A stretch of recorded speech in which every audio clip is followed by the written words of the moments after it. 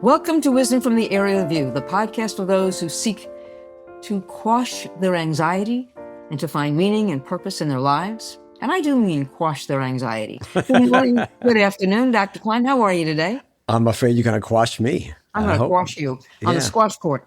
Yeah. Now, we're sitting here, I will tell our listeners, on a very rainy day, which is sort of nice in a way. It's dark and rainy and whatever. But I got to thinking, you asked me the other day, what are we going to do it on? And I said, happiness and joy. And you said, well, we did one on happiness. And yeah, we did. But I want to tell you why I wanted to do this one. First, I want to go back to your book, Wisdom from the Aerial View, which is what this podcast is all about. And you have a chapter on sharing the happiness of others. And let me read from it. It says, happiness is not an externally created product. It's a manufactured somewhere outside of us and then imported. We make our own happiness from the relationships we develop and nurture and our accomplishments. As we accumulate those, our internal happiness factory is at work. Like the famous Dorito commercial imploring the viewers to eat as many chips as one wishes. Their tagline, "Don't worry, we'll make more," applies equally to personal happiness. Relationships and accomplishments are inexhaustible natural resources. There's no limit to how much of both we can acquire, and therefore how much happiness we can self-generate, especially when those accomplishments involve aiding others. Good thoughts. Okay, so why do I want to do this? Because I think there's a difference between happiness, not only me, between happiness and joy. Happiness is generally a transient emotion. It arises from favorable conditions or experiences, such as enjoying a meal, just making you happy. Okay. But then you've got joy, which is a more profound and sustained emotional state. It's selfless, arising from gratitude, spiritual experiences, or helping others. So I really wanted to talk about the difference between happiness and joy. And why? Because I had a great experience the other day, or been having it for a long time now, and I thought about it. I work as a volunteer at a senior center every Friday. And I love it. I've been working with the elderly for many, many years now, but this has been a different experience for me. And a couple of weeks ago, one of the seniors said to me, "You bring me such joy." And I thought, no, you bring me joy. Sometimes I come there, I'm not happy, I'm in a bad mood. So it's not about happiness, it's about joy. And I thought there is a very distinct difference between happiness and joy. And to me, joy is the aerial view. What say you? That's a good one. I like this. Again, you didn't give me a big heads up about what you were going to say, but which is fine. I enjoy that more. Makes me pay attention. I'm generally happy. And joy. So yeah, this is a great one, Enid, because joy is I'll give you an analogy. We've talked about this before. It's the analogy between crying and weeping. So you fall down, you hit your head on a cabinet, you fall off your bike and dislocate your finger. Ooh, this whole thing sounds very, very personal. I've done them all. Anyway, and as an adult, most of us will rarely cry when we do those things. But let's go back at the time and say we're kids and we do one of those things. We fall off our bike, we did. We bang our head into something, we did, and so on. And so what will we do? We cry. And I have a bunch of grandchildren, and as soon as they hit the turf, they start to cry. And that's crying, right? But it's not weeping.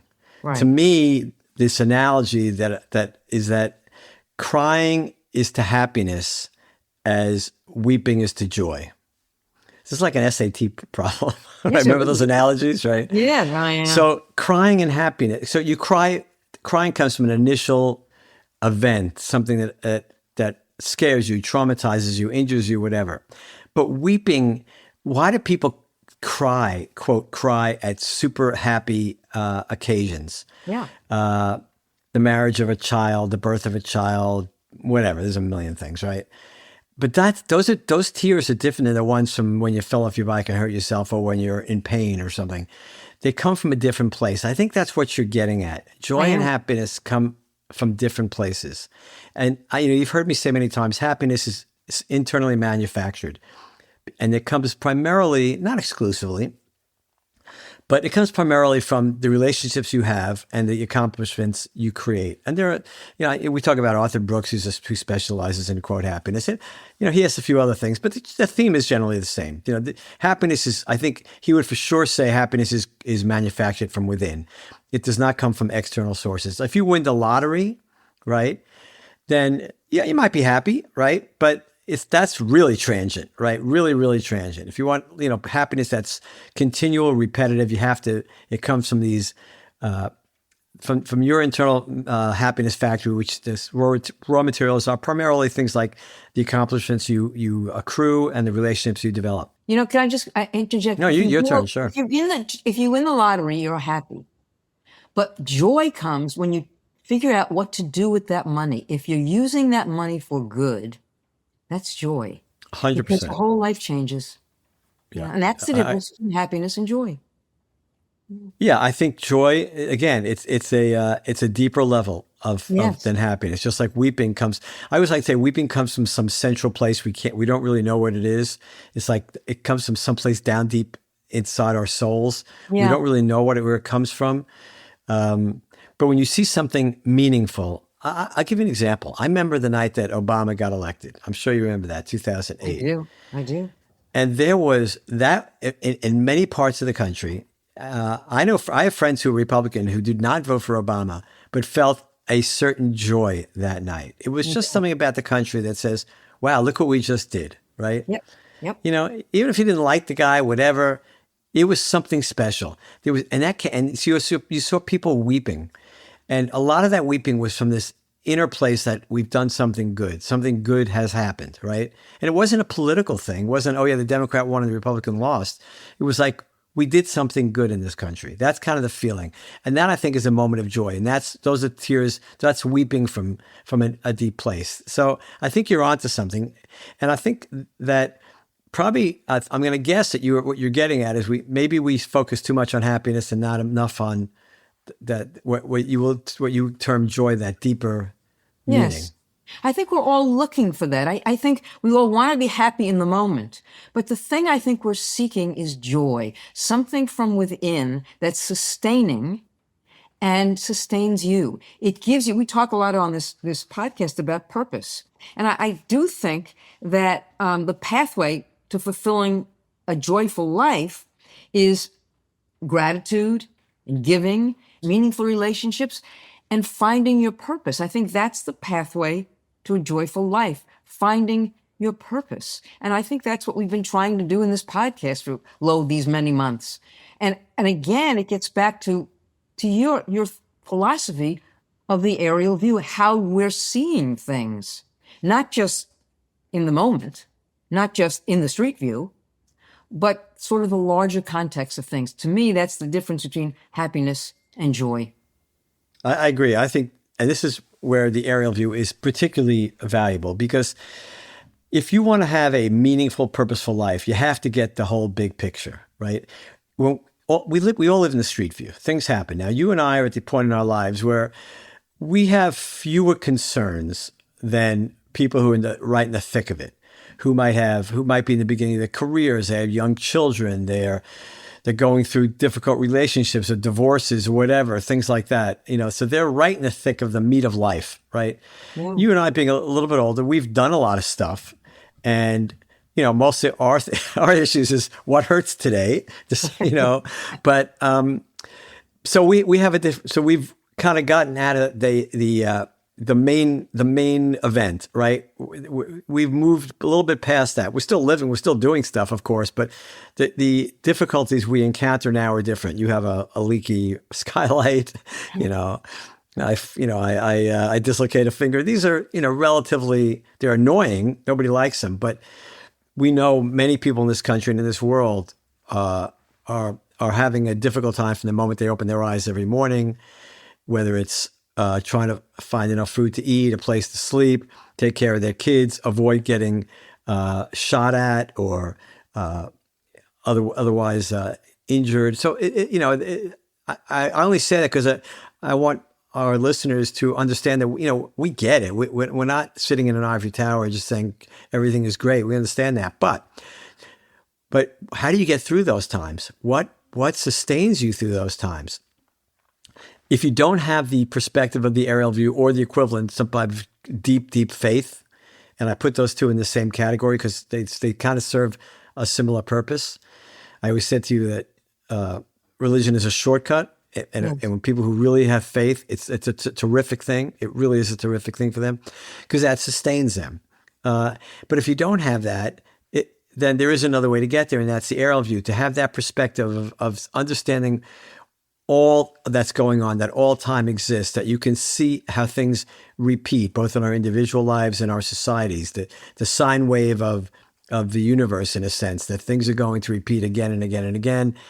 And that most importantly, the most important clue of all is that life is finite and death is going to come no matter who you are, right? The richest, we talked recently about Elon Musk becoming the first trillionaire, which is, I always laugh because that's kind of a silly statement because he's only a trillionaire because people have decided the companies that he's created are worth a lot of money and they're willing they want a piece of it. So they bid up the price. So he doesn't have $1 trillion in the bank. He doesn't have any more money in the bank today than he did yesterday, but on paper he's worth a lot because people have decided what he's done is worth a lot. Okay. So, but even Elon Musk is going to hit the wall. He's going to come to the end, right? And his life will end just like the poorest person on the planet. So that tells you, that's the biggest clue that there's something more going on. And that is what we talk about all the time. What you were just saying, meaning, purpose, why are we here? That is, when you have that and you understand your mission while you're here, then you have that ability to carry on through those difficult times. And that's really where, like you said so eloquently, is that's where the joy comes from, to be living a life and knowing I'm here for a reason. I got something to do. I'm going to do it. And it's going to fill me with joy. Like you said, when you go to the senior center. Yeah. Whenever we do things like this, we feel great. You know that. Right. Right. That's right. Because you're helping someone else. I think when you look at they're not joy and happiness, not a circumstance.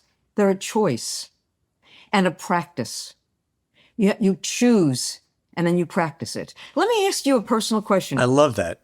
Keep going on that. What gives you joy? I know what makes you happy. Tell me what gives you joy. What gives me joy are the same things that give you joy.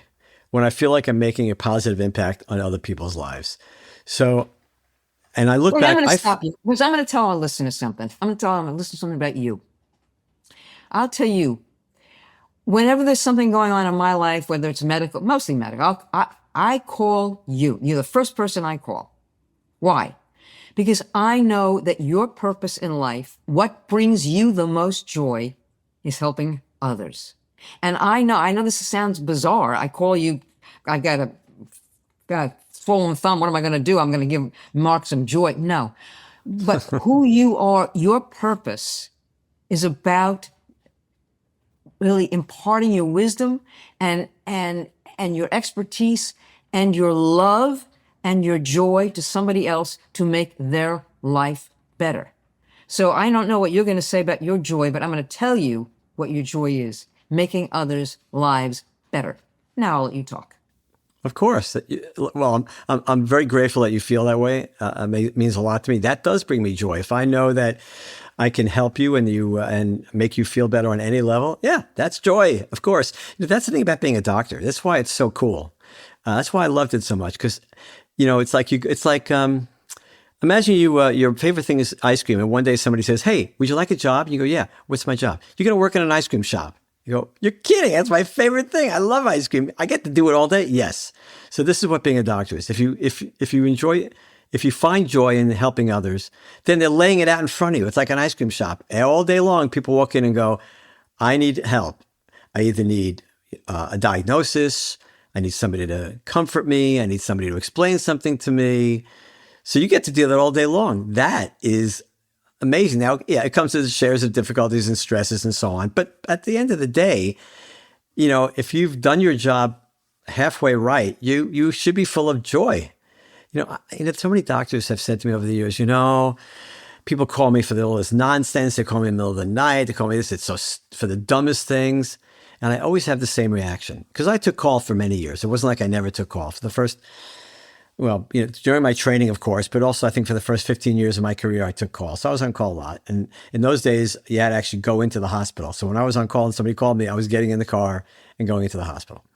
So I get call. But when somebody calls you for help, even if for them it's not a stupid question. For them it's not nothing. If they knew the answer, they wouldn't call you, right? You have an advantage. You have a lot more knowledge on this than they do. So to me, when they call you, or a neighbor calls you, a friend calls you, or when you call me, it's like, wow, what an honor. She trusts me. Okay. That's a big responsibility. I got to do everything I can to get this right. And then if I make a positive impact one way or the other, then that's joy. That's the oil well. That's the gusher, right? Because that's what it's about. I mean, and we talk about this ad nauseum, but it's so true. And that's why it's so crazy when I watch what's going on in our country and in our world. I'm thinking, you people are screaming and yelling and pitching a fit about your team or the other team, whatever. You're never going to be happy. You're never going to find joy doing that. Whenever you see somebody on TV on either side of an issue, screaming and yelling and jumping up and down and threatening and being cruel and mean, the one thing you know is they're not only aren't they happy in the moment, but they don't have joy. None of that brings joy, right? So that's the mistake. We have the ability to manufacture our own happiness, and we have the ability, like you said beautifully, it's a choice, right? It's like anger we talked about previously. Anger is a choice. Joy is a choice. How do you want to look at the world? What are you here for? It's temporary. Hello. We act as if it's going to go on forever. No, guaranteed final ending. No season 4, right? Right. This is the last season. There's one season of this saga. This saga. Thank you. Right. One season. This is it. Right. It's going to end. Pay attention. That's telling you something. You want joy? It's like you said, it's a choice. It is a choice. And that's why I think the aerial view is so important, because you can choose it or not. And also, I keep thinking about your wife. Me too. That's a good thing. Now we got to get her to start thinking about you. No, kidding. But good point. Because she made a choice. No, I mean, she's so ingrained. Her faith is so important to her. It's an important part of her life. And I think she has chosen joy. Of all the people I've met, and I've met a lot of people in my, 16 years of life, she's one of the most joyful people I've met. It's not just happiness with her, it's joy. She's joyful about what she does. She does these wonderful things with plants and flowers, but it's not just giving her happiness, it's giving her joy, because she takes that. She's made a choice to take that knowledge and impart it to others. She did that yesterday. She did a wonderful thing at a baby shower, not a baby shower, a wedding shower, a bridal shower. She brought her joy to those people there. I mean, it's a beautiful thing to witness somebody else's joy, not just our own, but to witness somebody else's. I think it's a great thing. Well, the thing about her that is very interesting that you brought up is that she recognizes what you said is correct, that it is a choice. She tells me that, she tells her friends that, she tells people that all the time. You have a choice. You can waste your time being despondent or sad or feel like a victim or whatever you want to do. Yeah. Well, that's a foolish thing to do because the clock is ticking, folks, right? Don't do that. But she has chosen joy in everything. This is why she never has a bad 5 minutes. She gets it. It's funny because you mentioned her faith. Yes, she will tell you it's her faith, but it's not faith in the sense that some people think about it. Maybe it is. Maybe I don't understand faith as well as other people, but it's not like she's going to church every weekend and, she's not doing that. She just has this belief, but her belief is really that life is finite and we're here for a reason, and whatever will be, and you have to make the best of it, and you're always responsible to do the best you can. She's the original tape it and play person. No whining. No, this is a no whining zone. I had to learn that over a number of years. No whining, right? And it's so true. And once you learn it, it's like, oh my God, this is so easy. So I watch, I'm very troubled by what's going on, as you are, in the country. And it's not on, I don't have, I don't have a political team, but I watch people on both sides or all sides just screaming and yelling and being unhappy and feeling like victims and complaining and blah, blah, blah. And you're this and you're that. And you're just, like I said, that clock is ticking. You're missing the point. You do what Enid says. Choose joy. Be grateful. this is a one time. You're on a mission. This is the thing. I think the biggest problem we have in our, let's just stick with our country. I've been in many parts of the world as you have, but let's just stick with our country. The reason we're so divided is because we don't share a common purpose. We don't agree on a common purpose. If a society does not agree on a common purpose, then they will not agree on a set of rules and regulations by which to live. This is exactly where we are, right? If you think your purpose is to control others, if you think your purpose is to get wealthy, if you think your purpose is to get power, if you think your purpose is to decide who should have what, right? Then that is a recipe for absolute disaster, right? You're missing what your purpose is. It's not that at all. If you understand what your purpose is, and again, I always preface this saying I don't want to preach what people don't have to believe what I'm telling them, but we've talked about this many times. I think the evidence points to the fact that life is preparation, and you're here to make a difference and help as many people as you can to evolve from selfish to selfless, from inward focus to outward focus, to become a person of substance. If we agree on that, then a lot of the problems get, if not go away, they get certainly minimized. But when you don't have that, when we're arguing about, well, I get to do wherever I want. It's a free country. You can't tell me what to do. If that's how you see things, then it's about you and your individual ability and right to do whatever the heck you want at any time. Then we will not agree on a set of rules and regulations. This is why we can't laws. Some jurisdictions have laws that you and I think are absolutely insane, right? And so because we don't agree on a common purpose. But there is a common purpose, and that's what we need. That should be the thing we need to strive for, that we can get people on the same page. If we're on the same page, a lot of this stuff gets a lot better very fast. I have two thoughts that come to mind. First, I want to talk about, we could do a whole show on when we were growing up, we said, you can't do that. It's a free country. The question is it a free country? That's another question. And is it a free country in what, who says so? We could do a whole show on that. But I want to get back to this notion of, because I say this every week, for those who wish to find meaning and purpose in their lives. Tell me the difference between meaning and purpose in your mind. You've asked me this question before, by the way. I'm going back to the archives. I'm asking it again. And I'm asking it in the context of happiness and joy, meaning and purpose. Well, what I said before is that there's a fine line between them, and I'm okay equating them. But the sentence sounds better when you say meaning and purpose. Okay, then it's more so. But I think, and we've talked about it. So purpose, which is why am I here? Why am I here? Okay, we believe, or we've talked about the fact that, at least I believe, that we are here to make a difference, help as many people as we can to prepare for what comes next. Meaning, okay, meaning says, okay, what's it all about? What's the whole point of all this? Well, the point of this is to take, you're born, you have an X number of years, X number of moments, let's say, rather than years. And the meaning of your life is what the accumulation of all those moments is for, right? What am I supposed to do? So they're very, very closely entwined. There's a subtlety about it, but I don't think it makes a big difference. I think to me, meaning could be happiness. And purpose is joy. I see the difference in. Okay, well, that's fine. I'm not going to disagree with you on that because yeah, that's fine. Totally fine. I interrupt you. Go ahead. Yeah. No. I always interrupt you. What's new? No, I think it's getting back to what you said in the beginning. That I love this idea of that analogy between the difference between happiness and joy and the similarity between crying and weeping. They come from different places, right? That's the thing. We talked previously about, and you've heard me say this, that the world is not what you think. There's another level to this world. We talk about these weird connections that we've had and all the crazy things that go on that seem to be just below the surface. And I think that's where joy comes from. It comes from that sense that we have, whether it's our soul, that our souls are connected, that we come from something else. We just all know.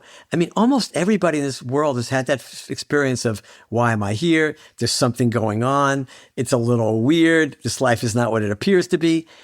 Everybody feels that at some point. Some people, like crazy people like me, spend a lot of time thinking about it. And normal people, go about their days, and every once in a while it pops into their head. But it pops into everybody's head at some time.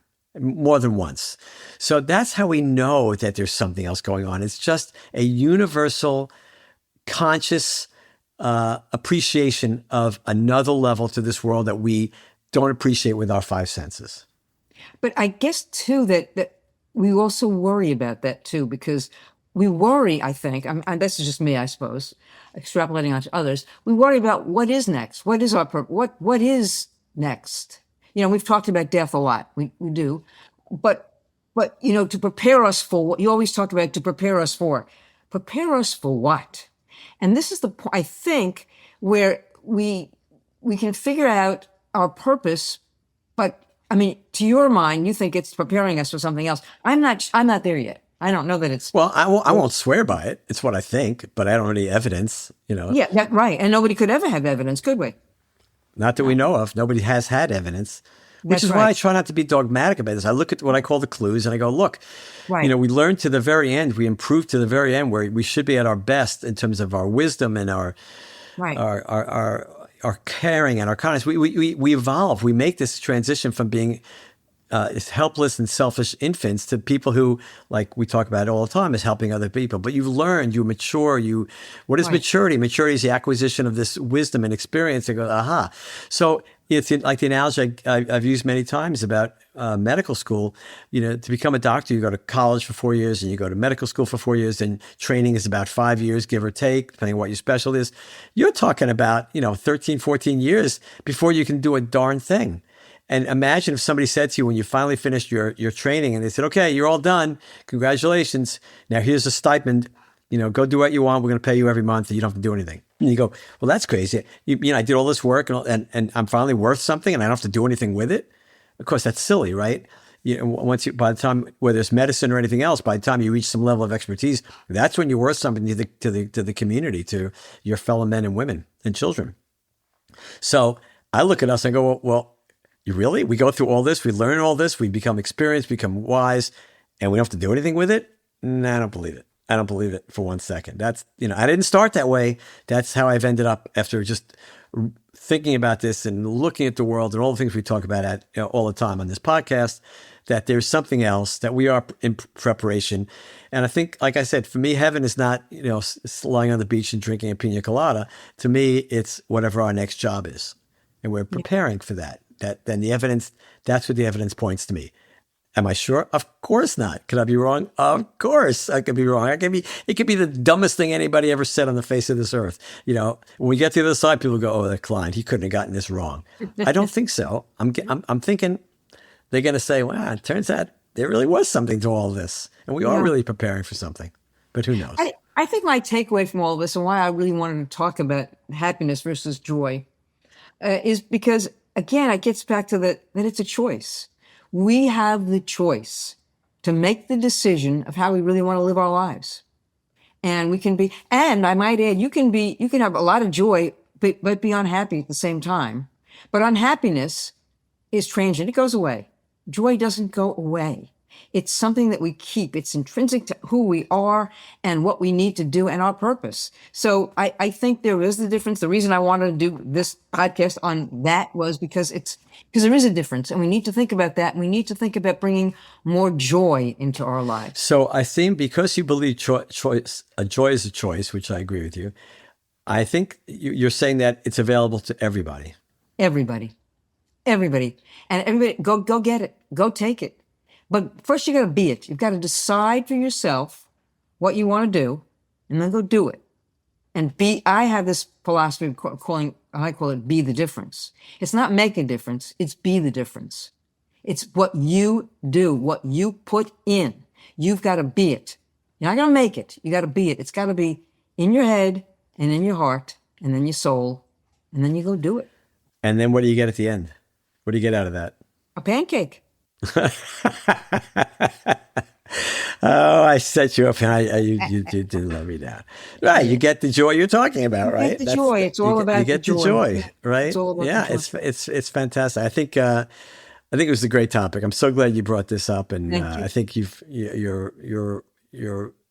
insights on this are spot on. It's great on a rainy day, and we look at this. We just run out of time, and I'm thankful that we had this conversation. I'm joyful that I've got you in my life, and I'm happy that I have you in my life. And I'll leave you with the final word. Well, I'm joyful that I have you in my life, and I think at the end of this, people just need to listen to you, Enid, which is choose joy. And again, it's not just choose happiness. It's live your life in a way that generates that joy. And I think that's a universal truth. Anyway, thank you all for listening, and we'll see you next time. Peace.